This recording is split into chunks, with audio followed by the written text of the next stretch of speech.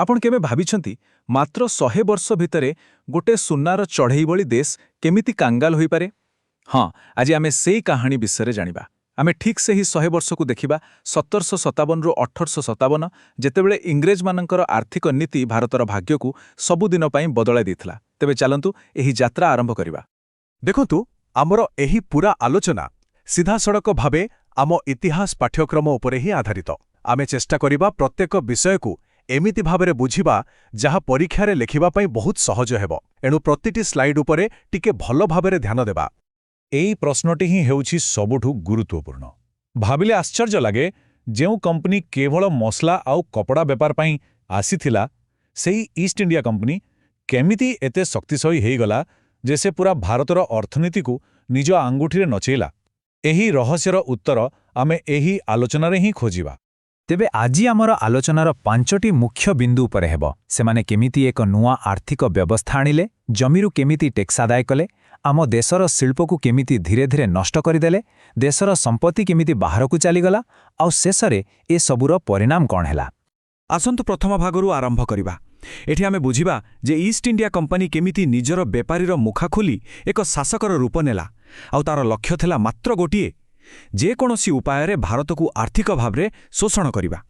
एही गोटिए लाइन ही सेमानंकर 100 वर्षर सबु नीतिर सारांश। सेमानंकर प्रत्येक निष्पत्ति पछरे केवल गोटिए ही उद्देश्य थिला, इंग्लैंडर लाभ।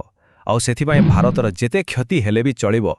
एपटे भारतर संपत्ति को शोषि निया जाउथिला, आउ सेही संपदरे सेपटे ब्रिटेनर शिल्प विप्लव आगुकु बढ़ुथिला।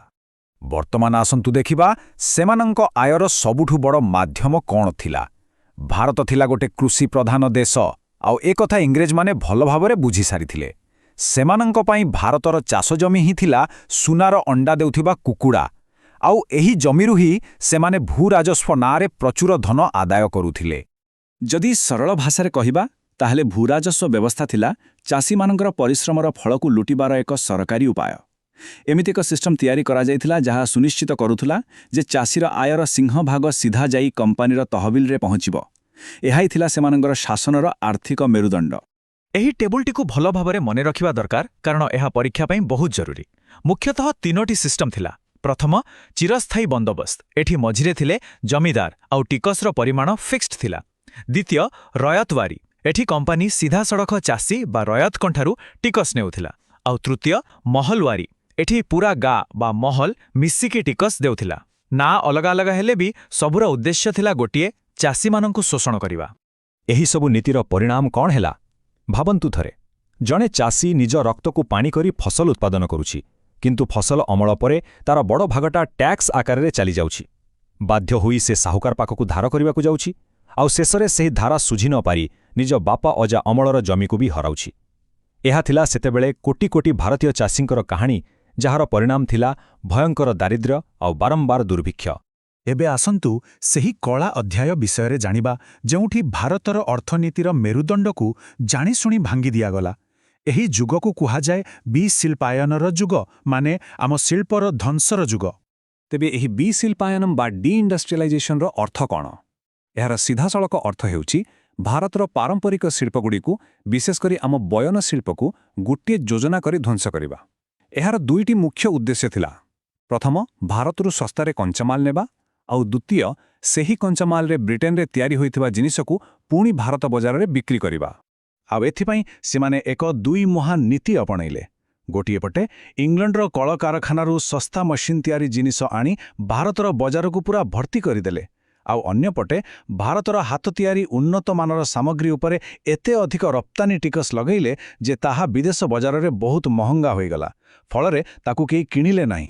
एहार फलाफल अत्यंत दुखद थिला। भाबी देखंतु, जेउ देश दिने पूरा दुनिया को सुंदर कपड़ा आउ अन्यान्य सामग्री बिक्री करुथिला, सेही देश एबे निजे पिंधिबा पई इंग्लैंडरू आसुथिबा सस्ता कपड़ा उपरे निर्भर करिबाकु लागिला। माने भारत जणे विक्रेतारू जणे क्रेतारे परिणत होइगला। एहा थिला आम अर्थनीति पई एक बहुत बड़ा आघात। एबे आसंतु सबुठारु गुरुत्वपूर्ण विषय उपरकु। एहाकु कुहा जाए ड्रेन ऑफ वेल्थ बा संपत्तिर निष्कासन। एहाकु गोटे फुटा माठिया सहित तुलना करा जाई पारे। भारत थिला सेई माठिया जे परिश्रम करी धन सृष्टि करुथिला, किंतु सेही धन रूपक पानी गोटे बड़ कणा देई सीधा इंग्लैंड को बोही जाउथिला। ଆଉ ବଦଳରେ ଭାରତକୁ କିଛି ବି ମିଳୁନଥିଲା। ଏହି ସତ୍ୟକୁ ପ୍ରଥମ ଥର ପାଇଁ ଦୁନିଆ ସାମ୍ନାକୁ ଆଣିଥିଲେ grand old man of India Dadabhai Naoroji. ସେ ତାଙ୍କର ପ୍ରସିଦ୍ଧ ବହି poverty and un-British rule in ଇଣ୍ଡିଆରେ ପୂରା ତଥ୍ୟ ସହିତ ପ୍ରମାଣ କରି ଦେଖାଇଥିଲେ ଯେ କିପରି ଏକ ବ୍ୟବସ୍ଥିତ ଉପାୟରେ ଭାରତର ଧନକୁ ଇଂଲଣ୍ଡକୁ ପଠାଯାଉଛି। ତେବେ ଏହି ଲୁଟ୍ କେଉଁ କେଉଁ ବାଟରେ ହେଉଥିଲା ଦେଖନ୍ତୁ। ଲଣ୍ଡନରେ ଥିବା ତାଙ୍କ ଅଫିସର ଖର୍ଚ୍ଚ ଭାରତ ଦେଉଥିଲା। ଏଠି କାମ କରୁଥିବା ଇଂରେଜ ଅଫିସରମାନଙ୍କର ମୋଟା ଦରମା ଆଉ ପେନ୍ସନ୍ ତାହା ବି ଭାରତ ଦେଉଥିଲା। ଏପରିକି ବ୍ରିଟେନ୍ ଯଦି ଆଫଗାନିସ୍ତାନ କିମ୍ବା ବର୍ମାରେ ଯୁଦ୍ଧ କରୁଥିଲା ତାର ଖର୍ଚ୍ଚ ମଧ୍ୟ ଭାରତୀୟମାନଙ୍କର ଟ୍ୟାକ୍ସ ପଇସାରୁ ଦିଆଯାଉଥିଲା। ଏହାଠାରୁ ବଡ଼ ଶୋଷଣ ଆଉ କ'ଣ ହୋଇପାରେ? ତେବେ ଚାଲନ୍ତୁ ଏବେ ଏହି 100 ବର୍ଷର ଶୋଷଣର ଗୋଟେ ଅନ୍ତିମ ହିସାବ କରିବା।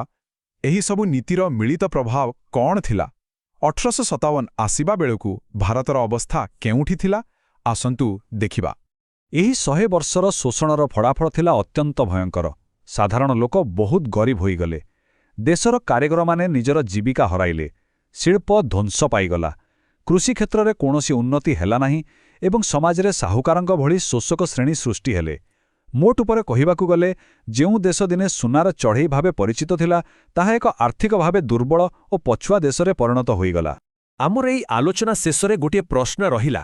ଇଂରେଜମାନେ ତ ଚାଲିଗଲେ, କିନ୍ତୁ ସେମାନେ ସୃଷ୍ଟି କରିଥିବା ସେହି ଆର୍ଥିକ ଦୁର୍ବଳତାର ପ୍ରଭାବ କ'ଣ ଆଜି ବି ଆମ ସମାଜରେ ଅଛି? ସ୍ୱାଧୀନତାର ଏତେ ବର୍ଷ ପରେ ବି ଆମେ ଆଜି ଯେଉଁ ଦାରିଦ୍ର୍ୟ ବା ବେକାରୀ ଭଳି ସମସ୍ୟା ଦେଖୁଛେ ତାର ଚେର କ'ଣ ସେହି 100 ବର୍ଷର ଶୋଷଣ ଭିତରେ ଲୁଚି ରହିଛି? ଏହା ଉପରେ ନିଶ୍ଚୟ ଭାବିବା ଉଚିତ।